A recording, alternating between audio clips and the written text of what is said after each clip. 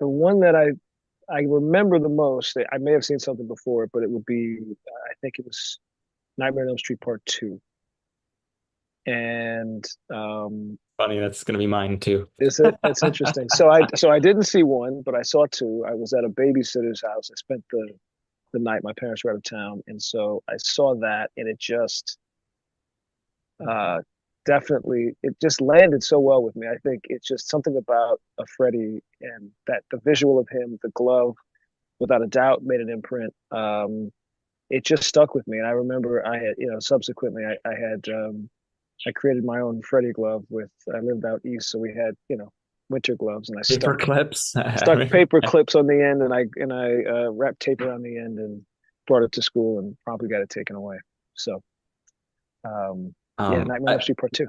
yeah, I echo Nightmare on Elm Street Part Two, the part where he peels back and the brain part like just blew my mind. But there was probably something before that. I think it was a TV movie. I don't know the title of it. It had something to do with somebody got bit by a snake and they had some sort of allergic reaction to it and they like started swelling up.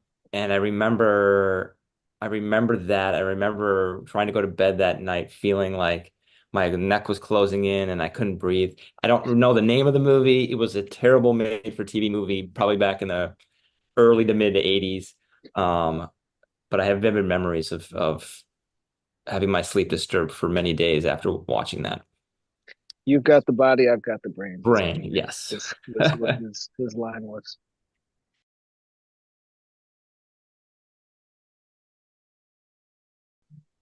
Hmm. I'm gonna go. How much time you got? Yeah, I'm gonna go genre and non-genre. Hmm. Is that Yeah. if that's Yeah. fair?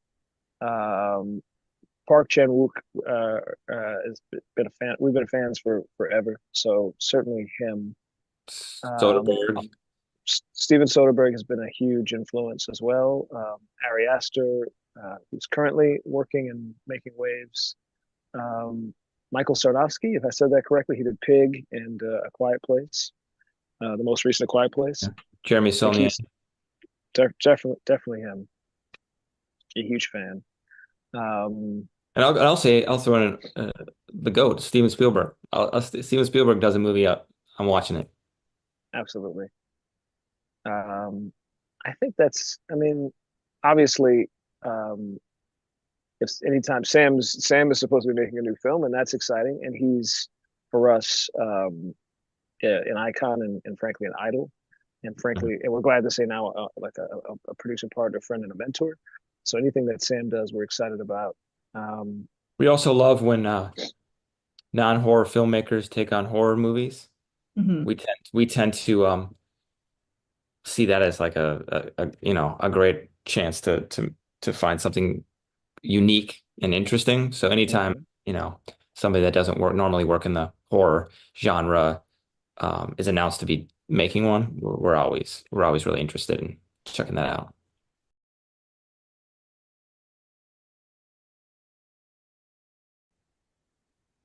Well, Frank, okay, you go ahead. yeah, I was gonna say we came up with the concept of trying to craft we know this is a genre exercise, so we're trying to craft a movie in which the main character can be completely paralyzed for a majority of it. So it trying to match, it was when we found the Irish character and we figured out what her arc was, this thing really took off. And it was really just a matter of like finding the antagonist that fits the main character. And that just ended up being a serial killer. So it wasn't originally like, oh, we're gonna make a serial killer movie and then this is how it's gonna go. It was kind of concept first and then main character's journey, which is what we're really big on, and then finding that antagonist that fits that character, and that just happened to be, you know, a serial killer. Oh yeah. Yep, that's it.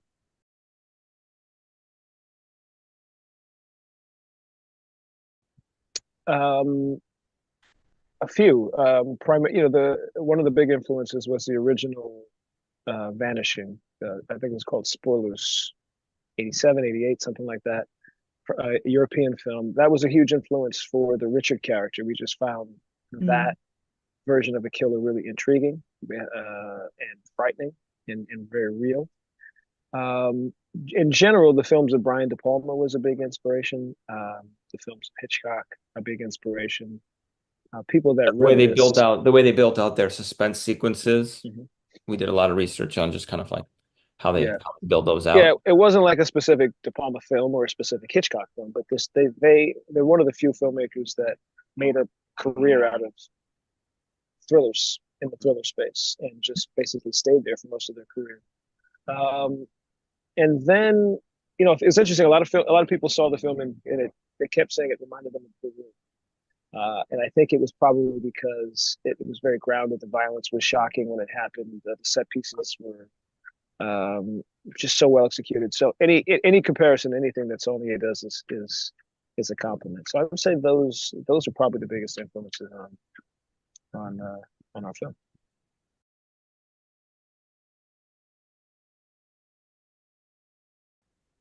Yes. Yes. No, they're fantastic. I mean, they're great people, first off. They have very different styles in their preparation. But really giving actors really open to trying to find the nuances of their performances. I mean, I think Kelsey really had to lean on us a lot of times to make sure that, when she was paralyzed, that she's not moving her eyebrow or face muscle or this and that or whatever. And Finn was always kind of like, we always found him when he wasn't on yet or he's prepping or whatever, always just kind of like with the script, trying to mine every line, trying to find some sort of new thing or new angle that he can use. So the short answer is yes, they were fantastic and really giving.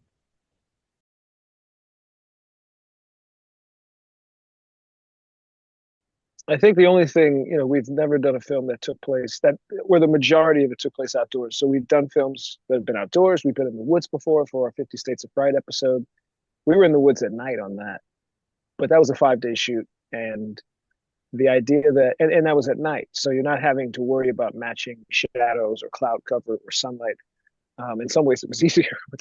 And I think that was the challenge. There was the thing that initially, when we were building this project with our writers, that we thought would make it, in some ways, a faster shoot. We'd be able to move a little bit faster because we weren't worried about the equipment we might need because we were outdoors and taking advantage of sunlight. But I think what we didn't count on was the idea that particularly in a place like Bulgaria, which is where we shot the film, weather is moving in quickly and it's changing quickly. And that means that from within a certain scene, from the moment we began filming that scene to the end of it, we could have completely different lighting. And so that was by far the biggest challenge, was just dealing with the outdoors. And we didn't have a lot of days for cover set, which is normally it's a backup in case it rains or what have you. You could always, all right, we're going to shoot inside. Excuse me, didn't have a lot of those. So we were certainly exposed, and fortunately, the weather gods were very kind to us on this film. But that was by far the biggest challenge. I said the second biggest challenge was probably when you're shooting on a river with current. You go and you check the river and they have divers and they check the rocks and they make sure everything is safe and what have you. They check the water level, a few days before we were supposed to show up to start shooting. And then there was rain. And then the 2 days later when we showed up, the current's like 30 miles faster than it was, and it's way deeper. So that's a challenge. You just go in there and go, okay, well, some of the things we had planned to do, we weren't able to do just for safety concerns, et cetera. But yeah, those are probably the two most the challenging parts.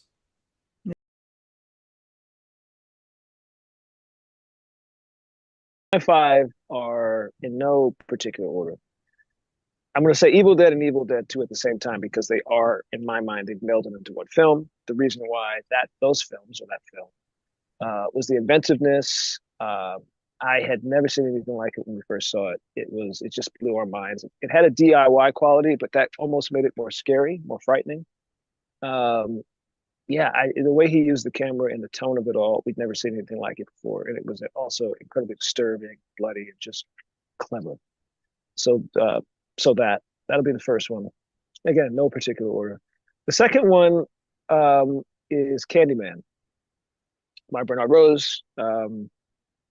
Still holds up incredibly well. It kind of was ahead of its time in a story that dealt with race and with class mixed with a horror story. It had like this odd romantic quality to it with the way he was pursuing Virginia Madsen's character. The blood and the set pieces didn't skimp on that, but it was beautifully shot. The score is still one of the best by Philip Glass.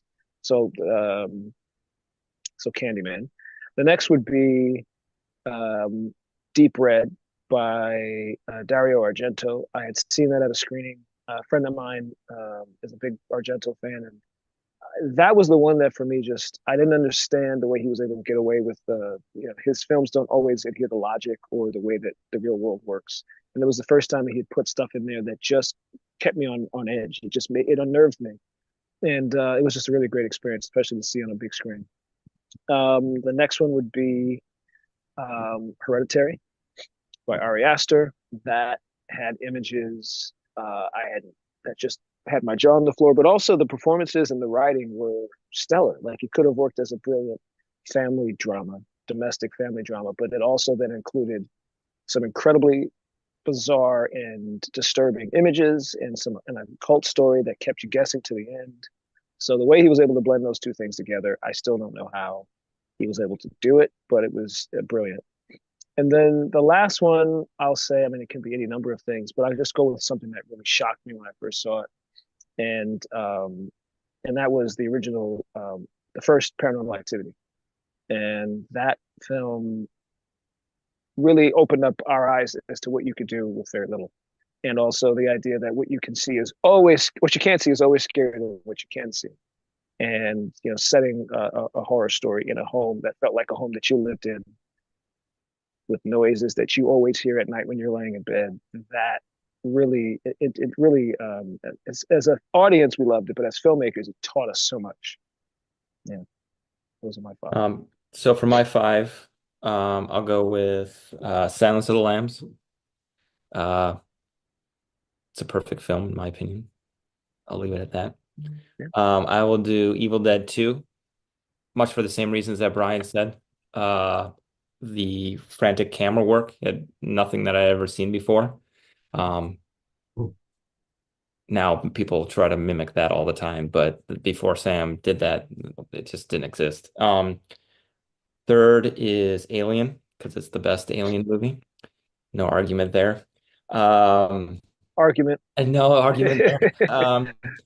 I will say Hereditary, like Brian said, just for the sheer dread and startling imagery that movie provides.